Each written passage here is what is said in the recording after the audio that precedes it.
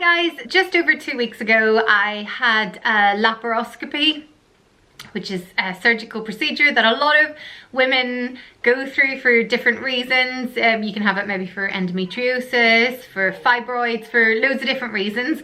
I was having it to have a cystectomy to remove what was called a dermoid cyst, which is a type of like bizarre tumour from my ovary. If you want to find out more information about sort of how that was diagnosed and things like that, I have made another video, so I will link that below if you want to check that one out. So I had the operation a couple of weeks ago, and I decided to film a little bit before the operation, sort of on the day that I was in the hospital, and then a little bit afterwards, because I thought for anyone out there who's maybe going to be going through a laparoscopy at some stage in the future and you wanted to know what it was like and what the recovery was like and what the scars are like, I thought I would show you mine. So yeah, I decided to film a little bit before and afterwards. Obviously not the procedure itself. Now, everything didn't go totally straightforward. The operation went really, really well, but unfortunately I had a little complication afterwards, and then I ended up having to get an ambulance back to hospital, and I spent a couple more days in hospital then.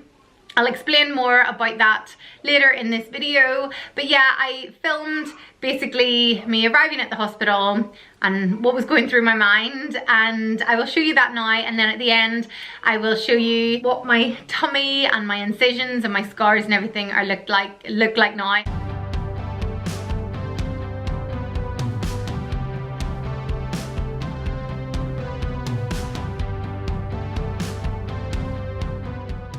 Right, so I'm at the hospital now, and this is my room. I'll show you a little tour quickly.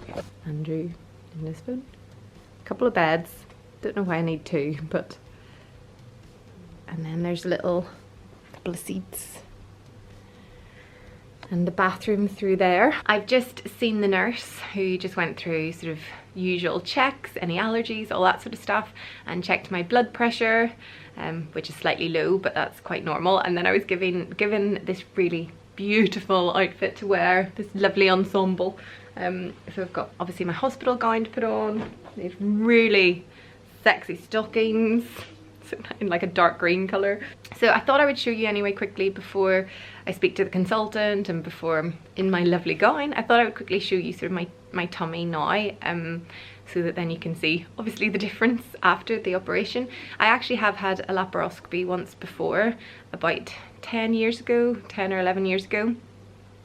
So I can show you already what the scar is like. It's really not noticeable. So that was for endometriosis. I had it once before, so maybe that's why I'm not feeling too nervous. I am obviously a bit anxious, but I'm trying not to think about it too much.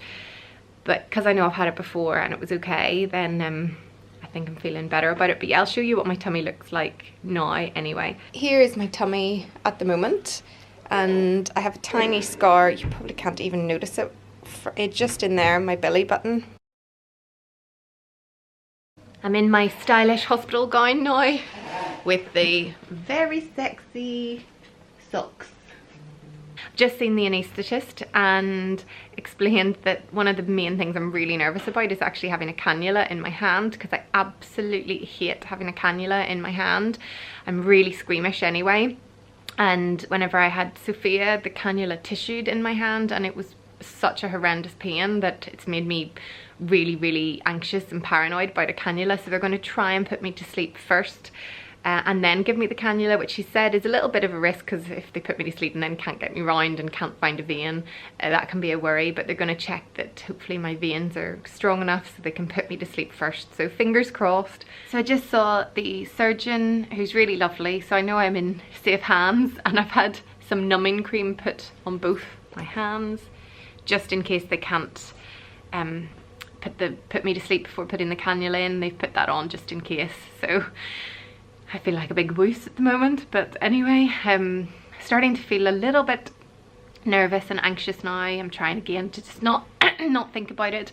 The consultant, the surgeon, was really, really reassuring, and actually it sounds like the scars are going to be quite minor, and he's going to really try and shrink the dermoid cyst so that the scar that they have to take the cyst out from, that he can keep it only hopefully about that sort of size. If he can shrink the cyst, if he can't shrink it, he may have to make it about that size, but I don't know, I feel confident he'll be able to shrink it, and he's going to really try and save the ovary, which is the thing that I was a bit worried about. But I think, again, yeah, he's been really reassuring, so I'm really hoping that it will all go well. This will be my last update before I've had the surgery, and next time I speak to you I'm maybe a wee bit groggy, but yeah, I'll let you know how it all went. Hi guys, so I'm awake, feeling very groggy. It's actually after 12. I went into theatre just before 9, so it's taken me a while to come round from the anaesthetic. It always hits me for some reason, so I'm just like, my lower tummy feels sore. It feels like I have kind of like period pains.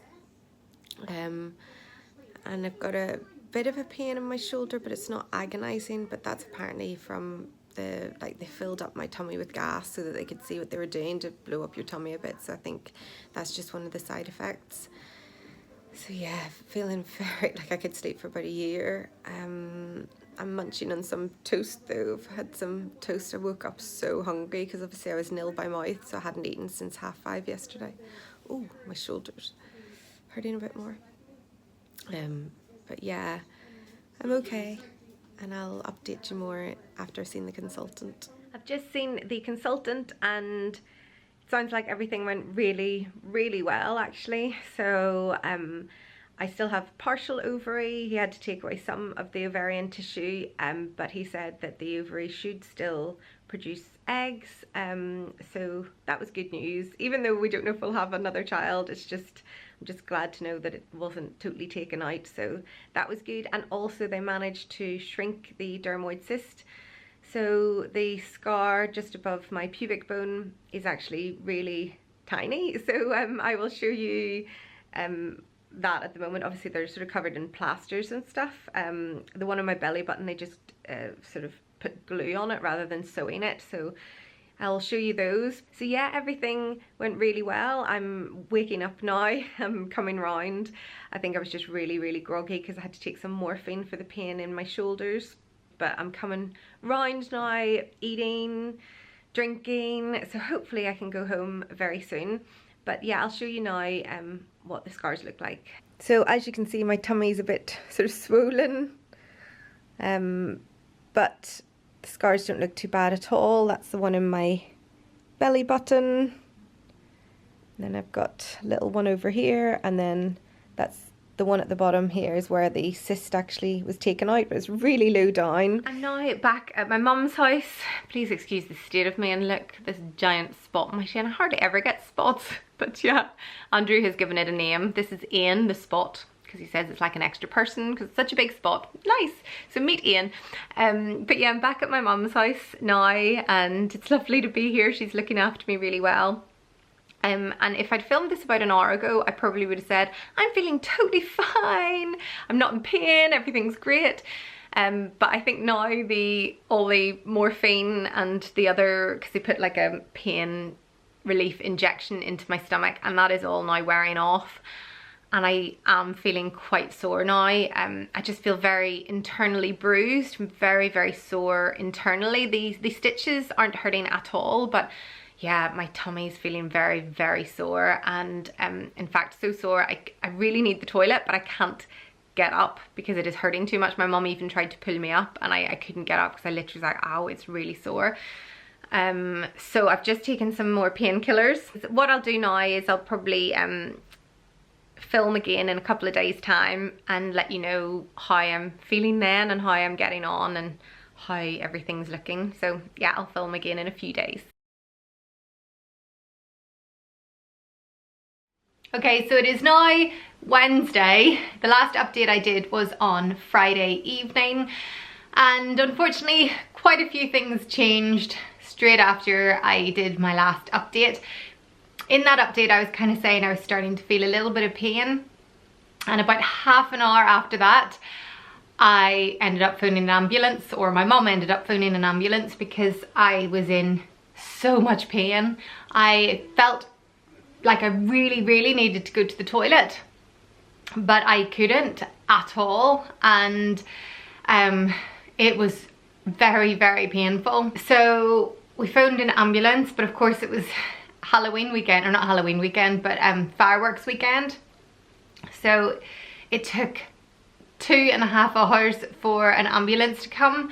The pain, I cannot tell you just how sore it was, because basically my bladder became extremely full, and then that was sitting on obviously where I just had surgery. They did manage to get a paramedic to me before the ambulance. So he came after about an hour and a half, and he was lovely. He was so nice. He was giving me oxygen and checking my blood pressure, and at one stage then my blood pressure went down to, I don't know, I think it was like 60 or 70 over 40. I don't know anything about blood pressure, but at this stage he started to get quite worried. So he actually radioed and said, we need a blue light as soon as possible. So the ambulance then got there, and after me saying I hadn't wanted to have a cannula in my hand, by this stage I was in so much pain, I was like, I do not care, put a cannula in my hand, because that was how they were going to give me the morphine. So yeah, I had a cannula put in this hand, and yeah, they managed to give me some morphine, which took a little bit of the edge off the pain, but I must say not a lot. So then they wheeled me to the ambulance. When I was in the ambulance, they gave me some more morphine.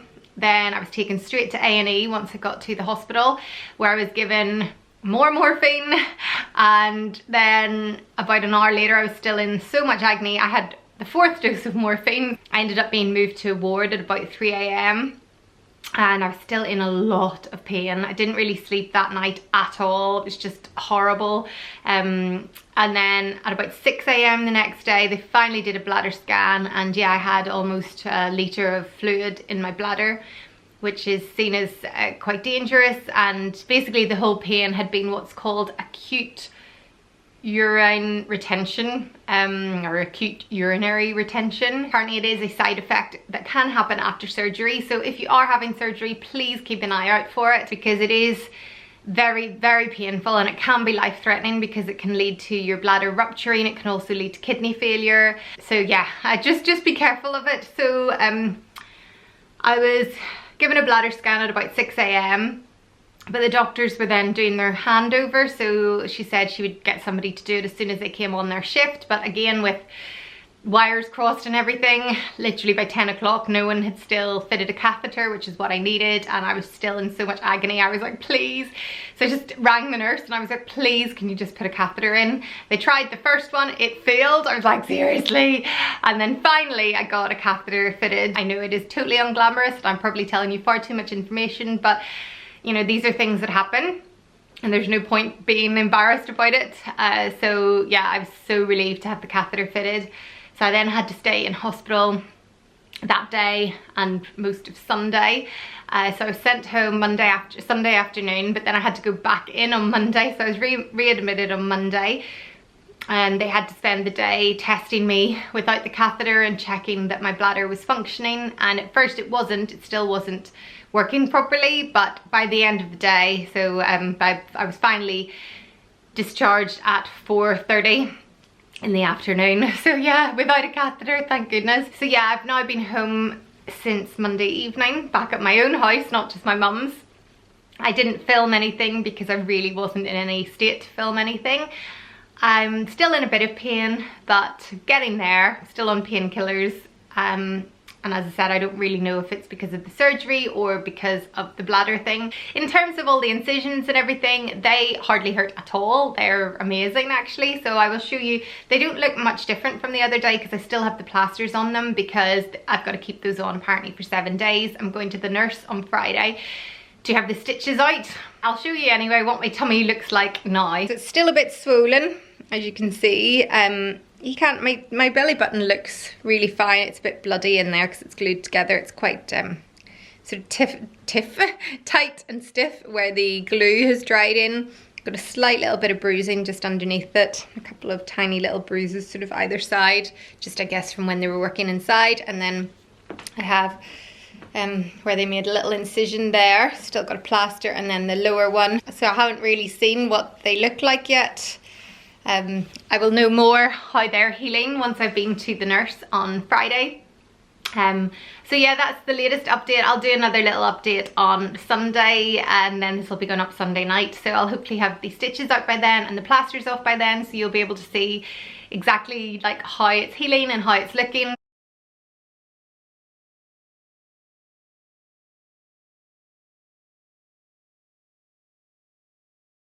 So it's now Sunday and it's 16 days since I had the operation. And I actually can't believe how good I'm feeling.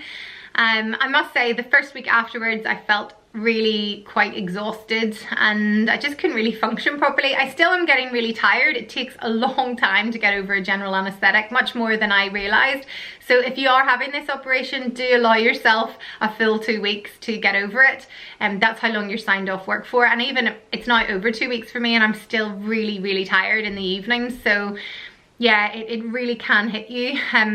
And also I would say that that first week, try and get help with childcare, because it's going to be really difficult when you're so tired to look after a child and even to do the school runs and things. I wasn't able to drive for the first week and I wasn't even really I didn't feel up for walking even round to the school, and it's just round the corner, until the Thursday of that week. So do take it easy. The scars may look really minimal, but inside they've obviously done quite a lot of work. So yeah, it does take it out of your body a little bit. But I'm feeling so good now. I'm feeling, apart from tired in the evening, I'm kind of feeling back to how I was.